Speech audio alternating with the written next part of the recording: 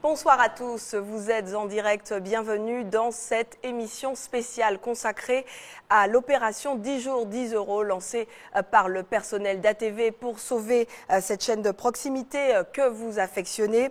Vous avez en ce dernier jour de collecte démontré une nouvelle fois votre générosité.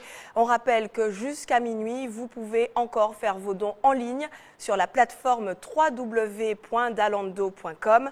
Vous pouvez également vous rendre ici à l'accueil d'ATV jusqu'à 22 h. Beaucoup de dons récoltés aujourd'hui encore sur Internet à l'accueil d'ATV, mais aussi à RCI qui a organisé un collet-tête, collet-épaules en faveur d'ATV. Toute la journée, Jean-Marc, l'antenne de RCI était aux couleurs de notre chaîne. Tout à fait, Kathleen. Bonsoir à tous. RCI a ouvert ses studios donc à ATV et les téléspectateurs, les auditeurs d'RCI ont massivement participé à cette dernière journée de collecte. Regardez le reportage de Louis Sabas. Opération de solidarité RCI. Avec du personnel d'ATV bien entendu, ils sont mobilisés, une partie du personnel est mobilisée. Depuis 4 h du matin, les animateurs de la radio se relaient pour cette journée de collecte. Coller tête, coller les épaules est au bénéfice de la chaîne. On demande à nos auditeurs tout simplement de donner pour ATV. On leur propose de venir sur place, et ils le font très généreusement, de venir sur place, donner tout simplement pour ATV dans le cadre de Coller tête, coller les épaules. Il me semble qu'aux alentours de 11 h, même avant, aux alentours de 10 h, il y a eu presque 70 dons déjà. Donc 70 personnes se sont déplacées jusqu'au studio d'RCI. Yvonne, bonjour. Bonjour Vincent. Bonjour ma belle, tu es à l'antenne. Oui, alors je voudrais dire bonjour à Sabrina et puis je lui souhaite beaucoup de courage. Message de soutien aux questions à Sabrina Doré et Loïc Régis, présents au milieu de matinée. Les fidèles auditeurs sont les premiers acteurs de cette action. Certains font le déplacement à la radio pour contribuer à la sauvegarde d'ATV et de leurs programmes favoris. C'est que j'aime bien ATV, j'aime bien les émissions, surtout ces autres qui ont parlé. Ça parle d'ATV mort. ATV, c'est Télé-nous. Ah, c'est important pour moi parce que je connais Régine, petite fille.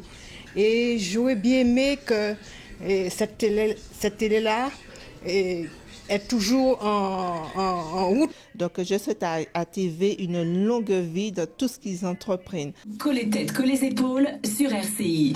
Ce concept est éprouvé. Plusieurs autres opérations ont déjà été menées au profit de l'emploi ou pour la Dominique notamment. Cette fois, la radio s'est intéressée au combat d'ATV et à son objectif, collecter 350 000 €. On connaît la capacité de mobilisation de RCI auprès de ce public-là. On sait la confiance que les Martiniquais nous font à la radio. Et c'est pour ça que nous utilisons la radio au profit d'opérations que nous croyons justes. Il me paraît indispensable qu'il y ait une télévision privée aux côtés de la télévision publique pour jouer la diversité nécessaire dans le paysage audiovisuel martiniquais. Et l'information passe bien. En milieu d'après-midi, près de 200 personnes ont déposé leurs dons à RCI.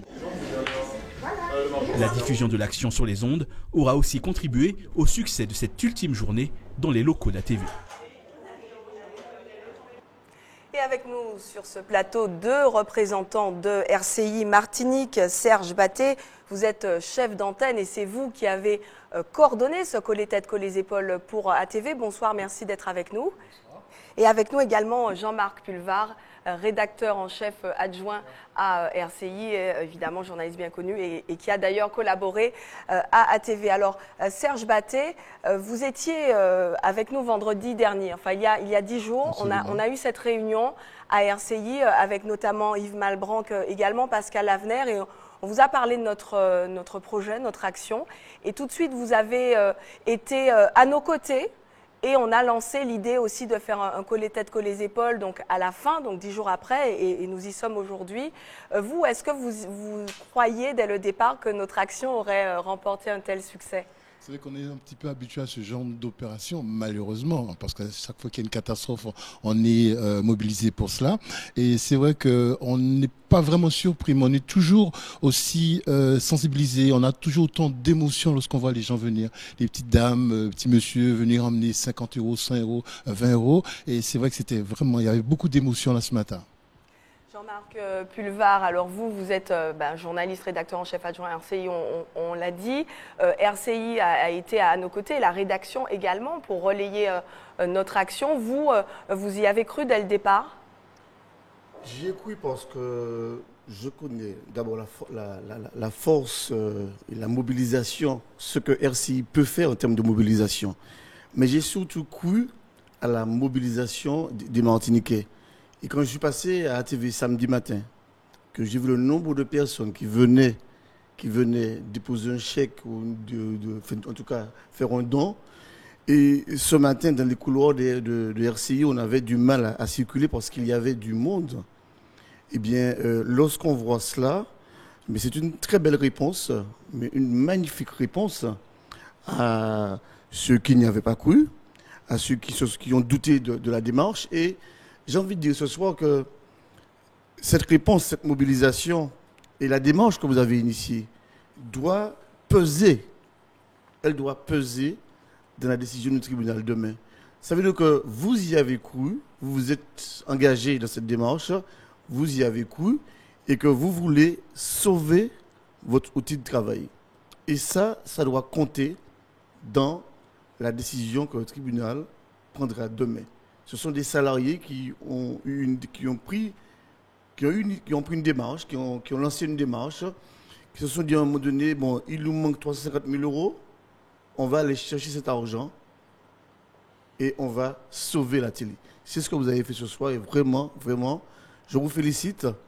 Et je félicite tous ceux, mais vraiment tous ceux qui vous ont accompagné dans cette démarche, bon, y compris RCI, bien sûr, parce que c'est aussi l'une des pièces maîtresses, j'ai envie de dire, de la mobilisation, mais aussi le personnel de RCI et les Martiniquais qui vous ont accompagné. Je suis fier ce soir. Serge Batté, c'est vous qui avez, on l'a dit, coordonné cette opération Coller les têtes, coller les épaules. Il faut nourrir plusieurs heures d'antenne. Est-ce que ça a été compliqué à organiser? Ça n'a pas été très compliqué grâce à votre collaboration. Dès que je vous ai appelé, dès que j'ai appelé Jean-Marc, c'était oui. J'ai appelé très tôt ce matin avec 2 ou 3 personnes. C'était oui. Tout de suite, les réponses tombaient positivement, rapidement. C'est vrai que ça s'est travaillé pendant les jours fériés parce qu'il y avait beaucoup de jours fériés. Samedi aussi, dimanche après-midi. J'étais à Sainte-Lucie, de Sainte-Lucie, on travaillait encore sur l'opération. C'était beaucoup de travail, mais ça n'a pas été très difficile à mettre en place. Alors Jean-Marc, est-ce qu'on peut faire le bilan avec vous, Serge Batté, le bilan de ce Coller les têtes, coller les épaules pour ATV? Oui, alors on a entendu le reportage, 200 personnes, un peu plus, puisque ça doit se terminer à 18 h. On nous a expliqué qu'il y avait encore des gens qui arrivaient à RCI après 18 h. Et on a un premier chiffre à annoncer, 10 000 € donc récoltés rien qu'à RCI aujourd'hui, c'est assez exceptionnel. C'est vrai qu'on remercie tout ce monde. J'ai vu des petites dames venir avec 10 €, 20 €. C'est vrai que je le répète, mais il y a beaucoup d'émotions sur le geste et beaucoup d'émotions. Ils ont envie de sauver leur télé, la télé des Martiniquais. Ça, c'est très important. Jean-Marc Pulvar, un dernier mot pour dire que vous avez collaboré avec cette chaîne. Vous présentiez il y a quelques années l'émission 3 questions A. Quel souvenir gardez-vous de cette expérience dans notre chaîne? L'expérience, c'est une très bonne expérience parce que d'abord c'est un exercice que j'avais pour habitude de faire sur RCI le matin. Donc j'ai, on va dire, transcrit sur ATV le soir. Et cette façon de rencontrer des invités tous les soirs sur le plateau de la TV. Et puis, cette façon parfois de les bousculer parce que c'est pas toujours évident. J'en tire une très belle expérience qui sera certainement à renouveler un jour sous une autre forme.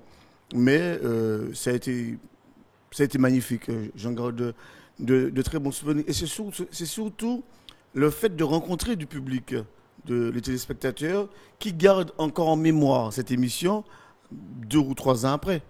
Ça, c'est magnifique. Et j'ai envie de vous dire ce soir que j'ai l'impression que d'autres personnes vont encore venir ici ce soir pour vous faire un geste. C'est pas fini. J'ai l'impression que ce soir... Qu'il va se passer des choses sur ce plateau. Sur ce plateau. On verra. C'est que des fois, je sens les choses. Hein? Très bien. Merci, messieurs, d'être venus sur ce plateau. On rappelle, Jean-Marc, le bilan de ce Collet-Tête, le bilan provisoire de ce Collet-Tête, Collez Épaules avec RCI pour ATV. 10 000 € au moment où nous parlons collectés. Le chiffre va très probablement augmenter avec des dons qui sont toujours en cours à la station. On rappelle, hein, Jean-Marc, que nos téléspectateurs, le public peut encore venir donner jusqu'à 22 h et également minuit. Tout à fait. Alors Cohu à RCI, Cohu aussi au siège d'ATV Martinique, ici à la zone industrielle du Lamentin, où il y avait beaucoup de personnes, beaucoup de mal à circuler. Le parking est plein. Et vraiment merci pour cette mobilisation. Encore jusqu'à 22 h, vous pouvez venir nous rejoindre. Et puis on rappelle également le site internet www.dalando.com qui est encore ouvert ce soir jusqu'à minuit. Et vous pourrez donc faire vos dons. Voilà ce que l'on pouvait dire sur cette opération Collet-Tête, Collez Épaules. On va parler maintenant de l'actualité du jour, qui était notamment marquée par cette semaine de la diversité lancée par 3 associations locales, avec donc une journée contre l'homophobie et la transphobie qui aura lieu ce jeudi en Martinique. On reviendra également sur le CHUM qui a lancé sa semaine de la sensibilisation contre les maladies nosocomiales. Cela passe notamment par l'hygiène des mains. Mais d'abord, direction le Robert, encore avec des sargasses et ce déménagement temporaire de plusieurs élèves. C'est le résumé de l'actualité du jour préparé par Alizé Lutran. Après 2 semaines sans cours, les élèves de 3e du collège Robert III ont retrouvé les bancs de l'école, mais à la cité scolaire Frantz Fanon à Trinité. Mesures temporaires, prise de concert la semaine dernière entre le rectorat, les chefs d'établissement et la CTM, en attendant de trouver une solution durable face aux invasions de sargasses. Avec au début un roulement parce qu'il aurait fallu 20 classes et aujourd'hui il n'y a pas 20 classes de disponibles sur ces établissements. Donc on a travaillé, aujourd'hui ils étaient donc toutes les 3e ont travaillé toute la journée. Demain ce sera une autre cohorte d'élèves en sachant que le principal et son équipe ont mis un point d'honneur à mettre plus de temps pour les 3e qui préparent le DNB. Les enseignants n'ont pas attendu ces dispositions. Sur le site Pronote, les élèves ont du travail à remettre et du travail à faire régulièrement dans tous les niveaux. Sauf qu'on sait qu'en Martinique, ce n'est pas forcément tout le monde qui a Internet. Donc ça procure une petite disparité. Donc c'est pour ça que c'est important de les accompagner aussi dans la semaine. La contribution de la CTM, c'est de payer les transports, puisque les parents qui habitent au Robert n'ont pas la possibilité de les emmener à Trinité. Donc de payer ces rotations-là. Donc Robert Trinité, Trinité Robert, et puis de payer également la prise en charge des élèves qui ne déjeunaient pas à la cantine habituellement et qui sont là obligés de rester sur place. L'information que j'avais, c'est que monsieur le préfet et monsieur le maire du Robert travaillaient pour que le 23 mai, il y ait ce barrage sur les eaux. Et donc on peut imaginer qu'en nettoyant la plage, qu'au mois de juin, on puisse à nouveau réintégrer les locaux. Aujourd'hui encore, 5% des patients contractent une infection durant leur hospitalisation. Face à la prolifération des maladies nosocomiales, les établissements de santé tentent d'éradiquer les souches de transmission. L'unité de surveillance et de prévention des infections nosocomiales du CHU lance sa semaine de prévention pour sensibiliser les patients, mais aussi les soignants. 20-30% ne respectent pas vraiment le non-port de bijoux. Donc on est sans cesse en train de sensibiliser sur son non-port de bijoux parce que de toute façon, une bonne hygiène des mains, c'est obligatoirement sans bijoux, mais vraiment sans bijoux, ongles courts, pas de vernis, etc. On leur montre les bactéries qui poussent sur les bijoux, parce que c'est quand même une bonne hygiène des mains, c'est une hygiène des mains sans bijoux. Ensuite, il y a des jeux, d'accord, c'est un petit quiz, on leur pose des petites questions, etc. Les gagnants ont des petits goodies. Voilà, et puis ensuite, il y a des petits films aussi à regarder, des vidéos, etc., nationales, sur l'hygiène des mains et sur les mesures de prévention. Hop. Hop. 1, 2, 3, 4, 5. 1, 2, 3, 4, 5. 1, 2, 3, 4, 5. C'est la première fois qu'on intervient effectivement pour la semaine des journées d'hygiène à l'hôpital. Pour apporter un côté ludique. Nous, on est là vraiment pour susciter l'envie d'aller prendre l'information. Ça passe par les rires. On a préparé également une petite danse du chat. Donc chat qui veut dire solution hydroalcoolique. C'est la solution qu'on utilise pour effectivement l'hygiène des mains. La communauté LGBT, lesbienne, gay, bisexuelle et transgenre lance sa semaine de la diversité. À 3 jours de la journée internationale contre l'homophobie et la transphobie, les associations Cap Caraïbes, Total Respect et AIDS Martinique se mobilisent pour faire évoluer les mentalités. Avant 2012, il y avait quand même une certaine réticence par rapport à l'homophobie. Donc, il y avait beaucoup plus d'insultes homophobes et des violences également physiques. On peut le voir que cette année avec l'affaire Moussa sur la France métropolitaine. Mais c'est vrai qu'effectivement, en Martinique, on a plutôt le sentiment que les gens commencent à comprendre que l'homosexualité, ce n'est pas un délit, ce n'est pas un crime, ce n'est pas une maladie et que voilà, ça ne se contrôle pas, ça ne se choisit pas et que voilà, il faut respecter les personnes telles qu'elles sont tout en étant dans leur respect. Il est prévu donc qu'on tienne une conférence ce samedi, donc qui aura lieu au restaurant Le Thibaut. Donc on a une conférence effectivement avec plusieurs acteurs pour la lutte de cette manifestation, donc notamment des avocats, des juristes, des professionnels qui sont en lien, des psychologues, des psychiatres, etc. Donc nous allons pouvoir effectivement discuter autour du sujet, à savoir l'homosexualité aujourd'hui. Voilà pour ce résumé de l'actualité du jour préparé par Alizé Lutran et Guy Raphaël René. On poursuit avec l'actualité sportive très riche, le résumé de Karel Chassol et de Clément Marajo et de José Le Chertier. On regarde. Le week-end a été marqué par la victoire de nos basketteurs lors du tournoi anti-Guyane. Après 7 ans de 17, le Golden Lion de Saint-Joseph remporte le titre suprême. Les hommes de Dijon sont venus à bout de la formation guadeloupéenne sur le score de 66-59. Au féminin, la Gauloise de Trinité remporte pour la première fois le titre de champion anti-Guyane. Une rencontre maîtrisée tout au long du match. Leslie Ardon et ses filles gagnent le BMBC sur le score de 63-24. En volleyball, l'espoir de Saint-Luce réalise le doublé. Filles comme garçons ont remporté la finale de la Coupe de Martinique. Chez les hommes, victoire sans contestation face au RCA 3-7-0. Chez les filles, les veillent à résister quelque peu avant de s'incliner sur le score 2-7-3. Autre temps fort du week-end, la 27e édition du Grand Prix de la Caraïbe de pétanque. Elle a réuni 280 doublettes, soit un total de 560 boulistes. Des équipes de prestige étaient présentes. La France, l'Argentine, Monaco, l'Italie, une importante délégation de Guadeloupe, sans oublier la Martinique. Et à l'issue de cette journée, c'est le tandem Léonard Chacon de France qui remporte cette 27e édition. Darwin Sable de la boule dillonnaise se classe second. En sport mécanique, au terme de 4 épreuves spéciales, le rallye Madinina est revenu à l'équipage Orosman Zéline. En athlétisme, nous terminons par l'excellent résultat de Kenny Fletcher du stade Lamantinois. Il a réalisé la meilleure performance mondiale cadet au 110 mètres haies en 13 secondes et 30 centièmes. Bravo. Voilà donc pour l'actualité sportive et pour l'actualité toujours. On poursuit notre émission spéciale avec nos invités, Kathleen. Oui, nous a rejoint sur ce plateau le président de l'association Médias des Îles, Miguel Limol. Bonsoir. Bonsoir Kathleen. Bonsoir à tous les téléspectateurs. Bonsoir à Bernard-Édouard et bonsoir à Jean-Marc.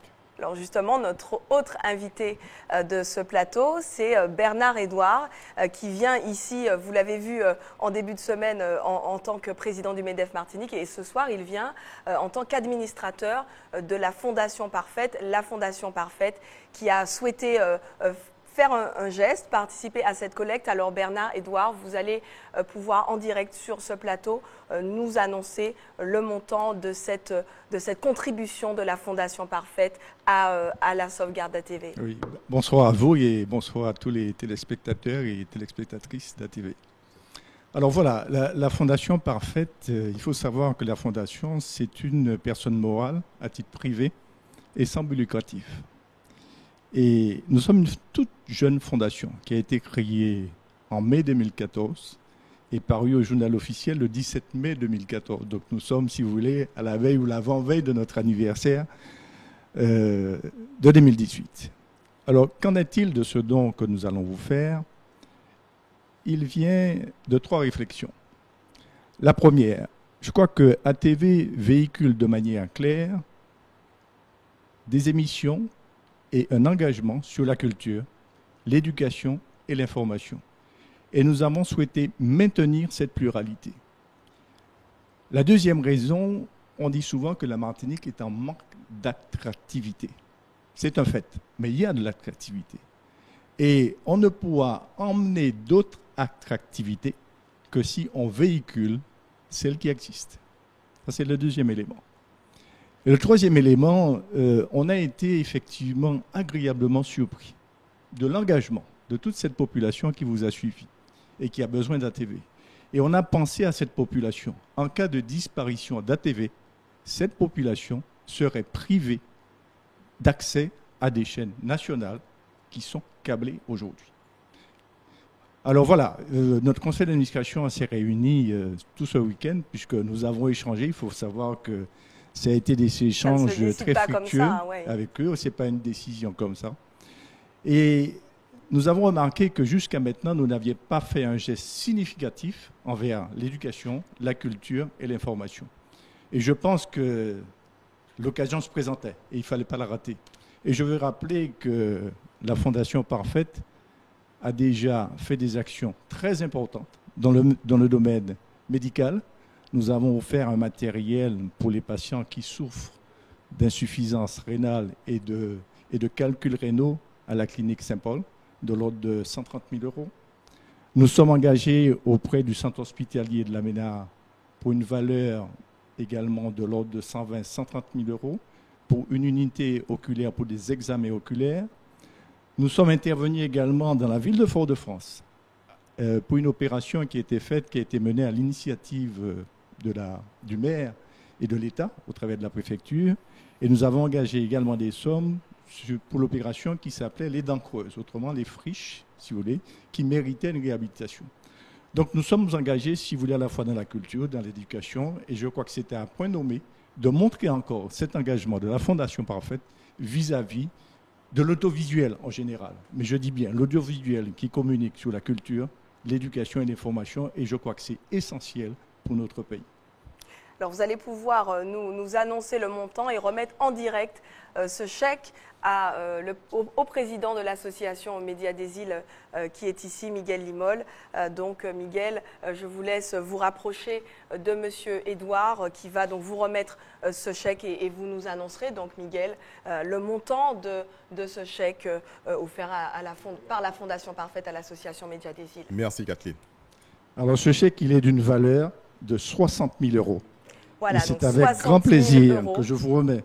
Et je suis certain que vous allez l'utiliser au travers de l'association à des fins culturelles, j'entends bien, merci, à des fins d'éducation et à des fins d'information. Voilà, on entend les applaudissements à l'accueil. Ce chèque donc de 60 000 € remis par la Fondation Parfaite à l'association Médias des Îles ici en direct sur ce plateau. Voilà que Daniel Rano nous montre ce chèque donc de 60 000 € remis ce soir sur ce plateau en ce dernier jour de collecte. Ce chèque de 60 000 € qui va faire complètement basculer cette collecte, Miguel Limol. Tout à fait, qui va faire basculer cette collecte. Alors je suis un peu ému parce que ça fait 10 jours que l'ensemble du personnel d'ATV travaille, que nous travaillons. Je suis très ému aussi pour la population de la Martinique. Je savais que M. Parfait m'appelait pratiquement tous les 2 jours pour savoir où j'en étais, qu'il suivait toutes les opérations que nous menons et qu'il s'était déjà engagé à me dire qu'il allait faire quelque chose. Mais à ce montant-là, nous ne pouvons que nous incliner et lui dire merci. Alors je remercie la Fondation Parfaite, je remercie également la famille Parfaite, je remercie Bernard Edouard parce que M. Edouard également, j'ai eu l'occasion d'échanger longuement avec lui, surtout ce week-end. Et effectivement, il s'était déjà, la Fondation Parfaite s'était déjà engagée, entre guillemets, mais je n'avais pas pensé effectivement que ça serait à ce niveau-là. Alors, pour vous expliquer, vous allez vivre les choses en direct. Ce chèque nous permet, en fait, d'atteindre l'objectif qu'on s'était fixé, les 375 000 €. Voici la vérité. Nous avons, ce soir, à 7 h, grâce à la Fondation Parfaite, voilà, atteint l'objectif. Voilà, atteint l'objectif des 375 000 €. Je remercie encore Bernard Edouard. Bernard, vraiment merci. Mais la surprise était de taille. Beaucoup d'émotions, effectivement. Encore pour vos émissions du domaine de la culture et de l'éducation. C'est important pour notre jeunesse. Merci. Alors, vous pouvez vous rasseoir encore quelques instants avec nous, Bernard Edouard, ainsi que vous, Miguel Limol. Alors voilà, vous l'avez dit ce soir, l'objectif est atteint, 375 000 €. Il pourrait même être dépassé puisque les gens continuent à donner au moment où nous parlons. Oui, tout à fait. Alors, nous avons effectivement atteint l'objectif. les gens continuent effectivement à participer. C'est très important de rester mobilisé parce que c'est juste le budget peut-être qu'on a juste atteint, mais l'association effectivement aura besoin de petits budgets pour régler les problèmes entre guillemets juridiques et les aléas à côté. Donc ça va nous aider, nous conforter effectivement dans le travail qu'il y aura à faire. Alors, ce que nous souhaitons surtout, c'est que le juge puisse prendre en considération le travail de l'ensemble du personnel d'ATV, l'ensemble également de la population qui a décidé au fait de changer les donnes et de participer également et de devenir acteurs des grandes décisions de leur pays, mais également l'ensemble des chefs d'entreprise et notamment de la Fondation Parfaite qui nous a... je suis encore très ému de voir le montant, je suis désolé, qui a choisi effectivement de nous accompagner. Le travail va commencer après-demain, bien sûr, puisqu'il faudra organiser tout ça juridiquement pour savoir comment on a le capital, comment on organise les choses avec l'ensemble des actionnaires qui sont déjà prévus sur l'Europe, donc qui vont nous rejoindre. Je parle du groupe VIA, de Bruno Ledoux, de Christophe Musset et bien sûr de Gilles Camouille. Et effectivement, Miguel Limol, donc vous l'avez dit, plusieurs étapes importantes sont à venir, mais c'est vrai qu'on peut vraiment prendre le temps, prendre 5 minutes pour se réjouir ce soir d'avoir atteint cet objectif. Je crois que les téléspectateurs qui ont suivi cette folle aventure pendant 10 jours doivent être aussi émus derrière leur télévision, parce qu'on se rappelle, Miguel, hein, de nos réunions et de cette conférence de presse, et tout est allé si vite. On y croyait, mais on ne pensait pas que ça allait prendre cette dimension.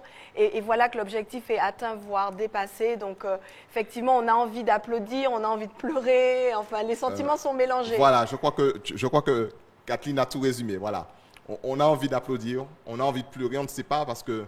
Pour vous expliquer, c'est... Alors, je ne sais pas, Miguel, je vous interromps. Est-ce que des collaborateurs qui sont présents dans les locaux à l'accueil, est-ce qu'ils peuvent venir sur ce plateau, qu'on puisse, Jean-Marc, effectivement les faire réagir, applaudir tous ensemble? Tout à fait, parce que c'est leur victoire.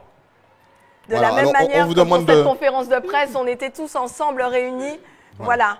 Donc, on vous demande de venir. Merci. Voilà, on voit en image donc voilà. la joie du personnel de la TV.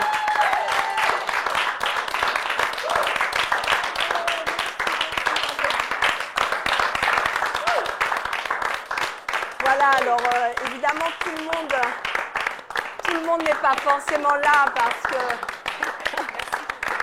voilà.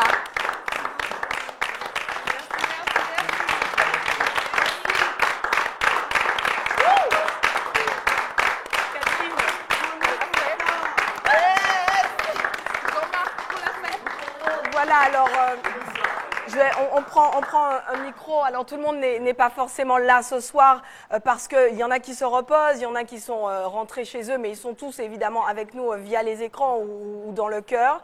Mais voilà, on se retrouve un peu dans la configuration de cette conférence de presse du vendredi 4 mai où tout a commencé.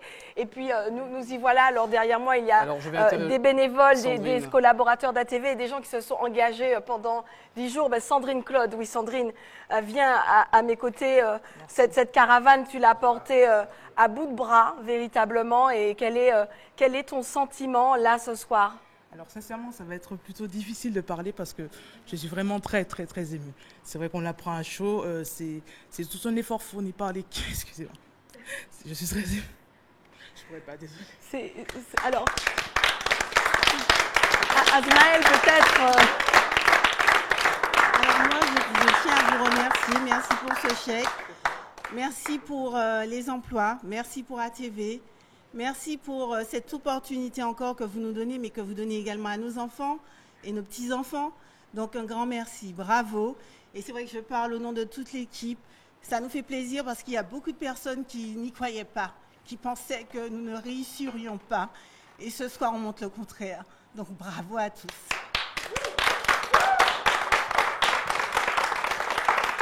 Alors Bernard-Édouard, je ne sais pas si vous souhaitiez ajouter quelque chose. Non, je crois avoir tout dit, mais je vous le répète encore, comme j'ai l'occasion de le dire. Cette première étape financière, moi, elle est franchie, puisque vous venez de l'annoncer. Et je vous dis encore une fois, le modèle économique, il faudra y penser, il faudra le renouveler, il faudra l'adapter. Et je crois que ce succès sur le plan financier ne peut pas vous engager autrement que la mission que vous vous êtes donnée. Merci beaucoup. Et alors justement, quelle analyse de la mobilisation des salariés d'ATV pour sauver leur chaîne? Quels enjeux pour la pluralité médiatique dans nos régions? Quel modèle économique? Vous en parliez à l'instant. Autant de questions qui ont été soumises au débat hier sur ce plateau en présence de plusieurs analystes qui ont livré leur vision. Résumé de ces échanges avec Jean-Marc Dabreu et Michelet François. J'ai l'impression qu'on est dans un temps de transition où de l'offre culturelle, on va dire que les gens ont un peu subi parce qu'ils l'ont eu. Là, vous avez vraiment la preuve, c'est un exercice de démocratie qui est énorme dans le milieu de l'entreprise. Aujourd'hui, comme Daniel disait, il y a eu un don et forcément il faut un contre-don. Est-ce qu'il ne pourra pas être pécunier?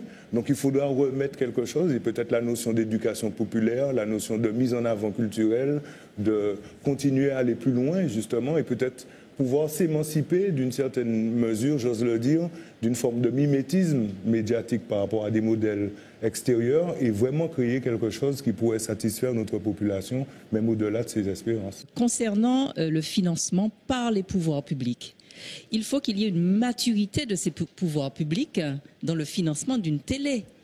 Parce que quand, par exemple, la collectivité territoriale décide de mettre de l'argent au pot, elle aura tendance à dire comme je vous ai donné, vous devez faire ma promotion, vous devez faire la promotion de ma personne, la promotion de ma politique, etc. Pour cela, il nous faut rentrer dans un processus de maturité de nos pouvoirs politiques. On ne dit pas qu'il n'y a pas de pression. Il y a des pressions, de toute façon. Il y a des annonceurs qui appellent en disant « je retire mes publicités parce que tel journaliste a dit telle chose ». Ça, c'est une réalité, c'est vécu tous les jours. Mais en même temps, il ne faut pas qu'on soit naïf. Donc c'est pour ça que le meilleur moyen de trouver cet équilibre, c'est de travailler à la fois à un financement public qui soit totalement indépendant d'une prise de position politique, et tu as raison, Géraud, et tu as raison. Ce risque politique est majeur, donc avec des lignes qui sont votées chaque année, quelle que soit la ligne éditoriale dont on parle, et puis en même temps travailler sur un équilibre privé. Ça, c'est la grande question. Comment s'affranchir du diktat, si on veut, de la finance, qu'elle soit étatique, qu'elle soit privée, pour pouvoir faire une télévision qui puisse être en mode culture. Quand je dis culture, donner de la connaissance, donner de l'esprit critique, permettre justement cette prise de hauteur que nous essayons de faire ce soir. Comment, au quotidien, ces espaces-là pourraient rentrer dans cette dynamique? Pour moi, c'est la question de fond. Je ne serais pas opposé à ce que une fraction des ressources fiscales qui sont récoltées par l'État dans ce domaine soit décentralisée et que, effectivement, que les collectivités locales, dans les conditions que vous avez dites, c'est-à-dire que ce soit à titre de service public et non pas... Bon, elles peuvent demander de faire des émissions, à ce moment-là, elles font un appel d'offres, etc. Ça, c'est autre chose. Ça, c'est déjà fait, d'ailleurs. Il y a un problème économique. Recettes, dépenses. C'est incontournable. Donc, moi, je crois qu'il faut se diriger davantage vers le partenariat. Le partenariat pour faire les émissions. On peut dans le privé, chercher des partenaires qui financent des émissions. On peut le faire également dans le service public. On le fait dans le service public. Financer ces émissions. On sait qu'une télé comme ATV a besoin, de 10 millions d'euros. Okay, c'est probablement 2 fois moins que ce dont a besoin Martinique Première. Bon. Mais l'idée, ce n'est pas de supplanter Martinique Première. L'idée, c'est de faire en sorte qu'ici, il y ait, sur un petit territoire, une pluralité de l'information et surtout une plus grande réactivité sur des problématiques majeures. Les téléspectateurs choisissent leur programme, c'est un peu à la carte, et c'est là que les médias doivent s'adapter, adapter leur contenu au lectorat, aux téléspectateurs, etc. Une bonne partie des intervenants dans votre production le font sous forme précaire. Donc il y a aussi un enjeu social à développer vos productions, à développer l'endroit où vous vendrez ces productions-là, où vous distribuez ça. Et dans une idée de l'économie circulaire, c'est aussi une façon d'intéresser plus de personnes à ce que nous sommes et à venir nous voir et peut-être venir investir aussi à leur tour. Voilà, ce débat hier soir sur ATV, pardon Jean-Marc. Hier soir sur ATV. Et voilà, donc, alors je rappelle les noms des intervenants, puisqu'il n'y avait pas de synthé. Donc, débat avec vraiment des intervenants de qualité. Donc, Jérôme Ambroisi, Eddy Marajo, Daniel Laport, Malik Duranti, Michel Branchy et Myriam Malmain. Et donc, un résumé de ce débat qui a été préparé par Céline Chalonneau. De nouveaux invités nous ont rejoints sur ce plateau après l'annonce fracassante qui a précédé cet extrait de débat, puisqu'on le rappelle, Jean-Marc, pour éventuellement ceux qui nous rejoignent, le montant de 375 000 €, l'objectif que s'était fixé l'association Médias des Îles, l'objectif de cette grande collecte est atteint au moment où nous parlons. Vous pouvez continuer à donner, cependant, le montant est atteint, donc on s'en réjouit, et il est atteint grâce évidemment aux dons de toutes ces personnes, les particuliers, les politiques, les associations qui se sont engagées pour notre cause. Et justement avec nous sur ce plateau, Alain Dédé, bonsoir. Bonsoir. Vous êtes le président de la Fédération des Yolles-Rondes de Martinique. Au nom de la Fédération des Yolles-Rondes, vous avez également contribué à cette collecte. Pourquoi avez-vous souhaité vous engager pour la sauvegarde d'ATV ? Bien, tout simplement parce que le 11 septembre 1993, à l'époque, j'étais président de la Société des Yolles-Rondes, puisque nous sommes fédération, et je faisais partie des quelques privilégiés qui étaient sur le plateau le jour de l'ouverture d'ATV. Donc c'était un engagement qu'avait ATV envers les Yolles-Rondes, et je tenais à être aujourd'hui le porte-parole de toute notre fédération pour apporter un soutien à tout ce personnel qui s'est battu, et j'étais vraiment heureux tout à l'heure de voir cette joie qui a explosé. Mais c'est une leçon, c'est-à-dire que quand on a un objectif, c'est exactement comme la Yole, on se donne un cap, et puis contre vents et marées, on se bat. Tout le personnel monte sur le bois dressé et puis on fait filer la Yole pour atteindre notre objectif. Et bien l'objectif, il est en grande partie atteint pour ATV. J'espère, je souhaite vraiment que les choses aillent vraiment très loin. ATV a les moyens, ATV a le personnel, ATV a le matériel et surtout ATV a la volonté. Vous l'avez démontré. Et bien je pense que ça continuera encore très très très longtemps. Le Tour des Yolles est un grand événement sportif, mais également médiatique. Et ATV a toujours été au rendez-vous de cette grande compétition, mais également au rendez-vous de toute la saison des Yolles, Alain Dédé. Absolument.